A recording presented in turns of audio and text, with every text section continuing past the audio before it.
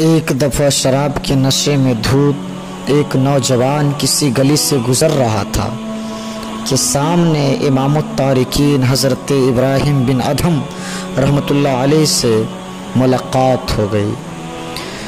آتے دکھائی دیتے ہی وہ نوجوان فوراً حضرت سیدنا ابراہیم بن ادھم رحمۃ اللہ علیہ کے قدموں میں گر پڑا، پھر نہایت اعزاز و اکرام کے ساتھ حضرت کے ہاتھ چومے اور پھر گھر چلا گیا۔ اسی رات خواب میں کیا دیکھا کہ جنت کے باغ میں خرامہ خرامہ سیر کر رہا ہے۔ عجیب درد اس کے دل میں پیدا ہوا، سوچنے لگا میں تو گنہگار ہوں، یہ دولت بے پایا مجھے کیسے نصیب ہو گئی۔ آواز آئی کہ تم ٹھیک کہتے ہو بندہ، لیکن کل تم نے ہمارے ایک دوست کے ہاتھ چومنے کی سعادت حاصل کی تھی، ہماری رضا کے لیے تم نے اسے اعزاز دیا تھا، ہم نے تمہیں اسی بات پر بخش دیا۔ وہ نوجوان خواب سے بیدار ہوا، حضرت سیدنا ابراہیم رحمۃ اللہ علیہ کے حضور حاضر ہوا، توبہ کی اور مرید ہو گیا۔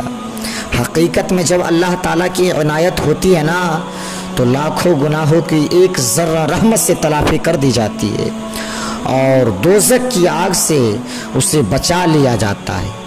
کہتے ہیں نا، نگاہ ولی میں وہ تاثیر دیکھی، بدلتی ہزاروں کی تقدیر دیکھی، کہ ایک نوجوان ایک دفعہ نا جو حقیقت میں بڑا فاسق و فاجر اور گنہگار تھا، ملتان شریف میں فوت ہوا۔ بعد وفات کسی نے اسے خواب میں دیکھا اور پوچھا کہ تیرے ساتھ کیا معاملہ پیش آیا؟